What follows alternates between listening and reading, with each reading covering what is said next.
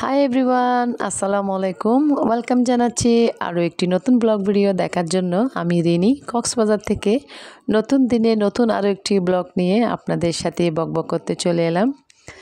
তো যে যেখান থেকে আমার ভিডিওটি দেখছেন, আমার প্রিয় আপু ভাইয়ারা সবাই আশা করছি ভালো আছেন। সবার প্রিয় মানুষগুলোকে নিয়ে আমিও আলহামদুলিল্লাহ আমার ছানাপোনা নিয়ে, আমার প্রিয় মানুষকে নিয়ে অনেক অনেক ভালো আছি। তো আজকে ভিডিওটা শুরু করলাম প্রায় 11টা থেকে, নাস্তা খাওয়ার পর থেকেই। তো আপনাদের ভাইয়া কিছু চিংড়ি আর কিছু শাকসবজি নিয়ে আসছে। তো চিংড়ি মাছটা সবসময় আপনাদের ভাইয়া আমাকে কুটে বেছে দেয়। তো আজকে দেখা যাচ্ছে আমার মেজো মেয়ে ওহি খুবই বায়না ধরেছে যে আজকে ওই মাছটা কাটবে। তো যাই হোক, মেয়ে যেহেতু হয়েছে আসলে সব কিছু তো শিখতেই হবে। তো ওইগুলা কাটতে কাটতে আমি কিন্তু তরকারিটা কেটে নেব।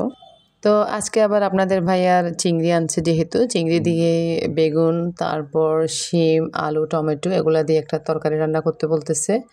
তো যেটা দিয়ে নাকি ও অনেকগুলো ভাত খেতে পারবে।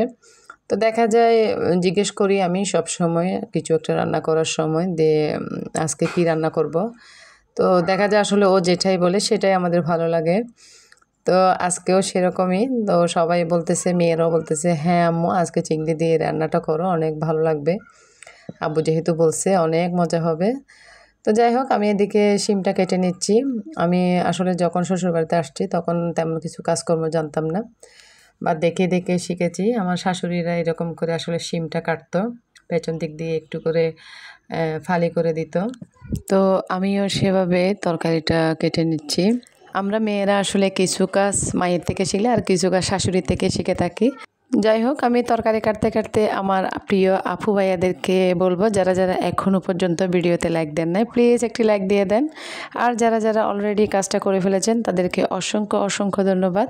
তো আমার কিছু কিউট কিউট আপু ভাইয়ারা আছে যারা আমাকে ভালোবেসে আমার ভিডিওগুলো দেখে, তাদেরকে আমার অন্তরস্থল থেকে অসংখ্য ধন্যবাদ ও দোয়া।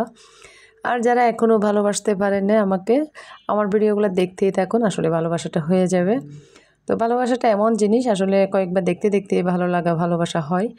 আর একটা মানুষের ভিডিও কয়েকটা দেখার পরে আসলে দেখতে পারবেন সেই মানুষটা কীরকম, তার রুচি, তার ব্যক্তিত্ব সব কিছু আসলে ধরা পড়ে একটা ভিডিওর মাধ্যমে।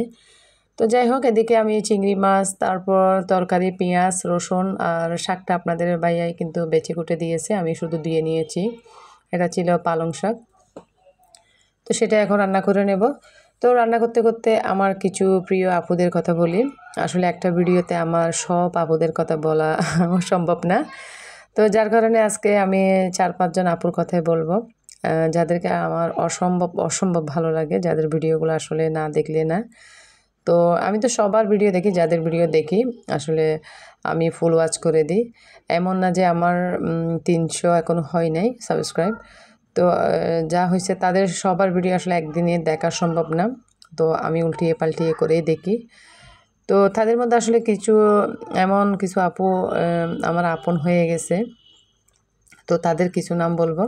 তো এক ভিডিওতে আমি সবার নাম কিন্তু বলবো না, আমি নেক্সট ভিডিওতে আরও কয়েকজন আপুর নাম বলবো। তো আজকে আমি প্রথমে আমার এক প্রিয় আপুর কথা বলি।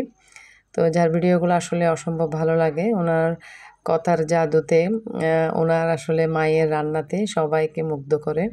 হয়তো অনেকেই এখন বুঝে গেছেন আমি কার কথা বলছি, আমার প্রিয় রুকসানা আপুর কথা বলছি। রুকসানা আপু, তোমাকে অসংখ্য অসংখ্য ধন্যবাদ ও দোয়া, তোমার মায়ের জন্য অনেক অনেক দোয়া। তুমি অনেক অনেক বড় করে আসলে কমেন্টগুলা করো। তো আমার আসলে ভিডিও বানাতে কাজে উৎসাহ পাই। তো প্রতিটা ভিডিওতে আসলে যে বড় করে কমেন্ট করার কোনো দরকার নেই। আমি জানি আমার কিছু প্রিয় আপুরা আছে যারা আমাকে ভালোবেসে আমার ভিডিওগুলো ফুল ওয়াচ করে দেয়। তো একটা কথাই বলবো রুকসানা আপু, আমি তোমার মতো অত গুছিয়ে কথা বলতে পারি না, শুধু এতটুকুই বলবো এভাবে পাশে থাকবেন আমার।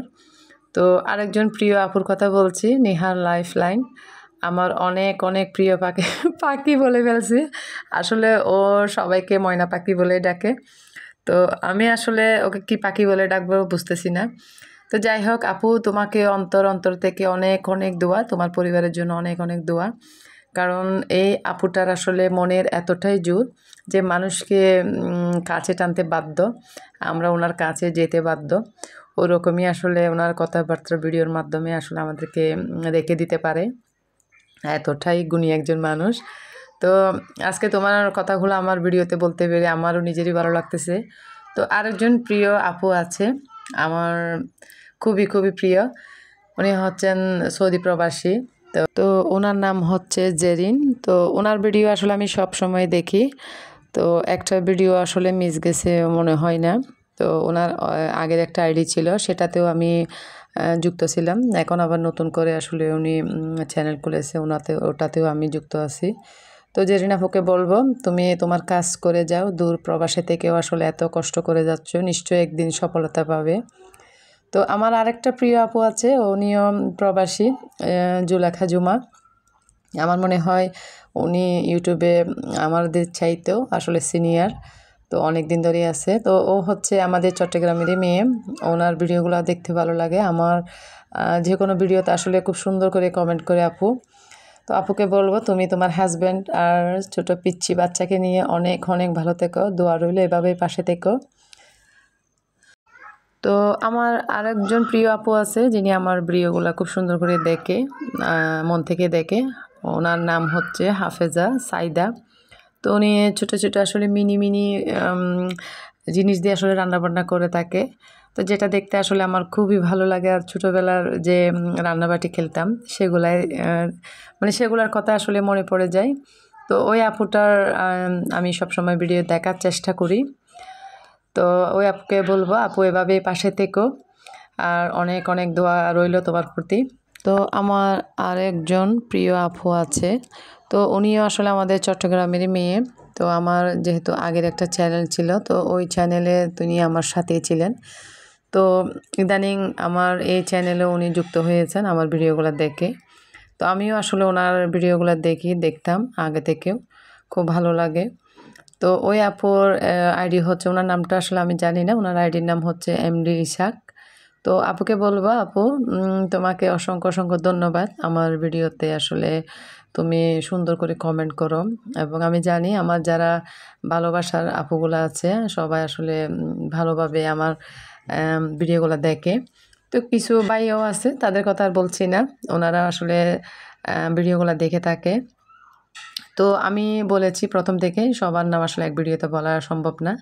তো নেক্সট ভিডিওতে হয়তো আমি অন্য আরও আপু আমার আছে, শুধু যে 4জন আপু 5জন আপু এরকম না, আমার অনেক আপু আছে যাদের ভিডিওগুলো আমি ফুল ওয়াচ করি।